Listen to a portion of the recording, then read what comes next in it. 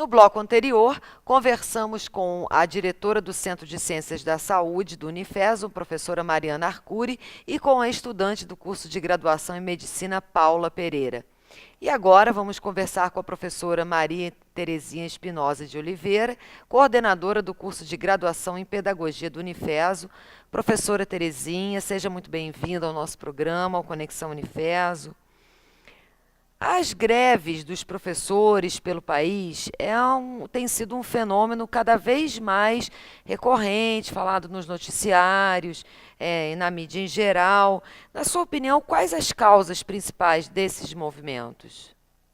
Bem, Michele, acho que não existe uma causa só, né? Existe um conjunto de situações que acabam gerando a necessidade de que os professores utilizem desse mecanismo que é, em última instância, né, o mecanismo que acaba gerando a necessidade do professor atuar com um movimento de greve para ter respostas mais positivas a respeito das suas reivindicações.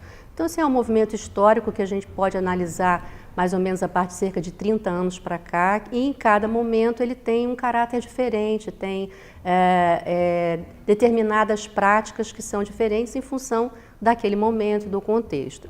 Acho que nesse momento nós estamos vivendo um momento um pouco inédito na história do Brasil, não é? Então acho que também esse movimento acaba tendo um caráter um pouco diferente. Então não somente as questões de reivindicações salariais, que nós temos assistido em vários estados do Brasil, mas também uma reivindicação de condições de trabalho, não é? De valorização da profissão docente, porque as condições de trabalho para o professor estão bastante difíceis. Temos assistido situações de atraso de pagamento dos professores. Então, são essa conjuntura, né, que de certa forma, diferente de outros momentos na história do movimento dos professores na luta pelas suas reivindicações, né? E exatamente por esse ponto, né, a questão da valorização do trabalho do professor, né, o professor é um sujeito que acaba tendo uma certa vocação, né? Há pessoas que, para ser professora, ela precisa ter essa vocação de nascer com essa vontade de ensinar, e gostar desse momento da sala de aula, da troca. Como é que é isso na formação docente?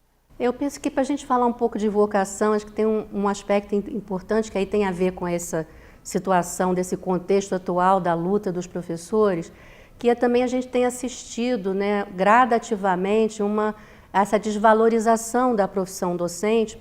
E se você for hoje perguntar a estudantes de ensino médio se eles querem ser professores, nós vamos encontrar muito poucos que desejam ser professor. Então, acho que são dois polos de uma mesma situação. Então, acho que a gente analisando de uma forma mais global, a gente percebe que, de fato, né, há uma pouca demanda na busca pela profissão docente, que é o resultado dessas condições, das difíceis condições de trabalho, das questões das dificuldades do financiamento da educação, das políticas públicas para a educação, que traz uma desvalorização, inclusive salarial. Então, há uma diminuição da demanda pela profissão docente. Então, aqueles que vão procurar, né, ser professor, eles vão porque é isso que de fato eles querem. Então, a vocação, ela está relacionada a um conjunto de situações, né? No próprio processo de autoconhecimento que cada indivíduo faz, né, de quem eu sou, do que eu gosto de fazer, e daquela busca pela profissão, né? O que essa profissão exige, né? Quais são as necessidades de características da profissão que são importantes. Então, esse conjunto de situações que vai levar a pessoa, né, o jovem, a buscar a profissão docente ou qualquer outra profissão. Então, eu percebo que esses movimentos grevistas acabam, de certa forma, fortalecendo o exercício da profissão docente, né? Trazendo uma dimensão de uma ação política, né? Em que o professor ele luta pelas coisas que ele acredita, né? Então, dá um outro caráter, faz com que a profissão docente apareça de uma outra forma, não somente do ponto de vista daquele que só que serve, mas aquele também que busca e luta por um ideal, que é importante também na formação das crianças e jovens, né? Porque o professor acaba também sendo ele não só o responsável pela transmissão do conhecimento formal, né, específico, técnico, mas também pela transmissão de valores, né, valores que são éticos, morais, comportamentais.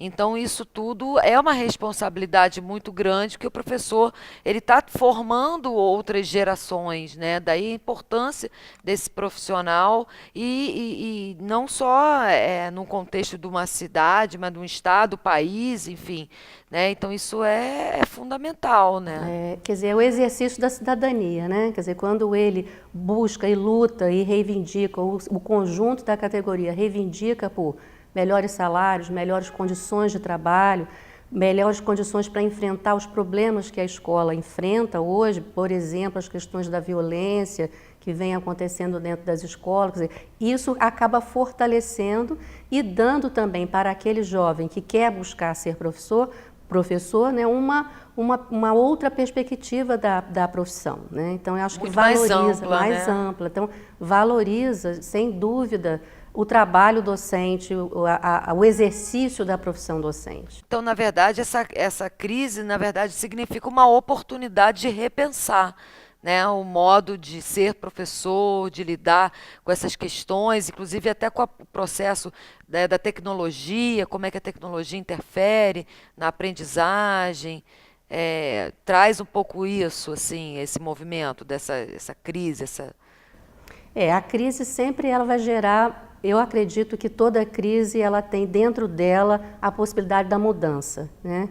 Então, as mudanças vêm quando você tem uma situação de crise em que você percebe quais são as dificuldades e vai buscar as possibilidades de mudança.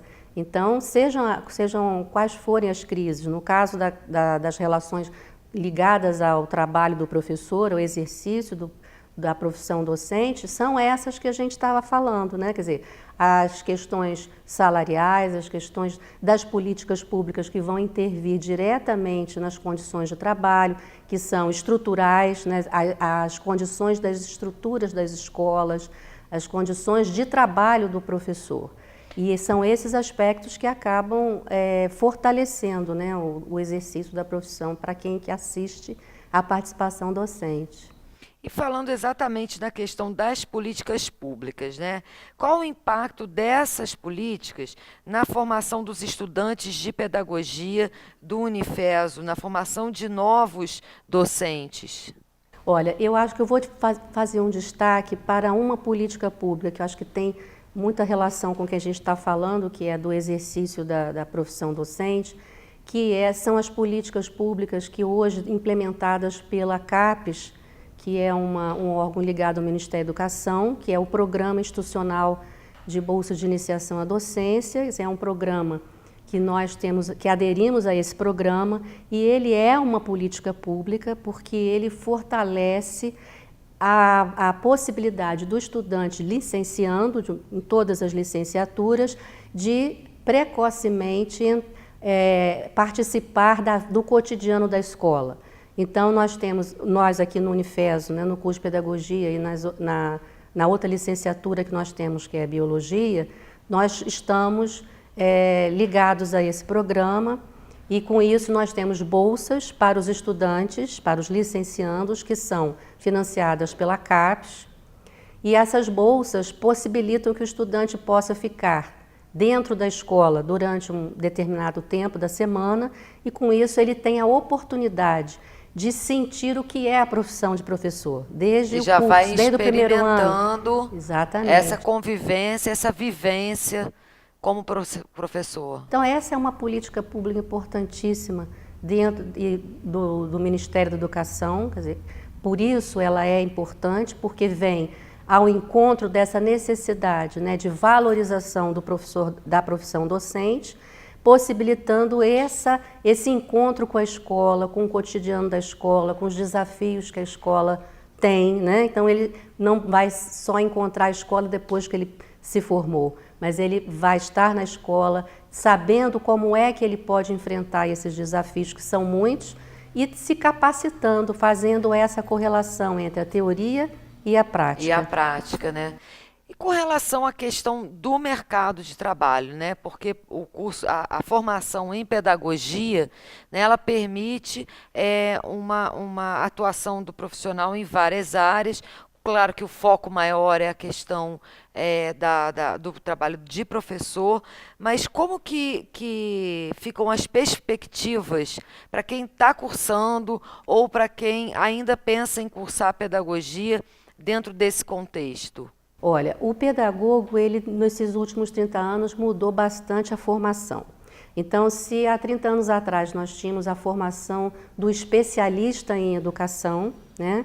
E isso principalmente a partir da década de 90, né, do século XX, com a mudança na LDB, nós tivemos uma mudança também na formação desse profissional. Então, a especialização ela foi para a pós-graduação. E a graduação, ela se tornou uma licenciatura. Então, nós hoje formamos, né, o docente para a educação infantil, para os anos iniciais do ensino fundamental. É porque antigamente a pessoa fazia o curso normal, não é isso? E para ser professor, ainda existe o curso normal e existe a faculdade. Isso. Existe o curso normal que também forma para a educação infantil e para os anos iniciais. A diferença para a pedagogia é que ela é mais ampla a sua formação. Quer dizer, ela é uma docência com uma perspectiva mais ampla de conhecimento da escola de uma forma mais global, do que diz respeito à gestão, né, ao acompanhamento pedagógico. Então, amplia a visão do docente. Então, ele poderá exercer. E tem muito mais ferramentas para poder exercer a sua atividade. Exato. Então, é muito mais ampla a formação na pedagogia do que no curso normal. Ainda existe o curso normal, mas ela é mais restrita especificamente à docência. E na pedagogia, ela amplia essa gama de conhecimentos para a gestão e acompanhamento do processo pedagógico. E ainda amplia mais a formação para atuar em outros espaços que não são escolas, né? Então, espaços educativos não escolares. Então, você tem, por exemplo, a participação de pedagogos em empresas, né? Nas áreas de recursos humanos, formação, que eu ia até te perguntar com capacitação. relação a essa parte, por exemplo, agora tem as universidades corporativas, né? Todas essas, a própria área de RH, quer dizer, são campos que se abrem de uma forma diferente para o professor, que não é exatamente a escola, né? Todo espaço educativo, todo lugar onde você tem uma ação educativa, ali tem um espaço para o pedagogo. Então, você tem isso em empresas, você tem isso em organizações não governamentais, você tem isso em órgãos públicos, por exemplo, ligado à justiça. Ali tem um espaço do pedagogo, por exemplo, com trabalho com a infância, né, que é ligada à justiça, no cuidado com as crianças que são, enfim, que têm alguma restrição por alguma infração. Então, você tem ali um espaço do pedagogo, você tem o espaço do pedagogo em organismos ligados à educação ambiental.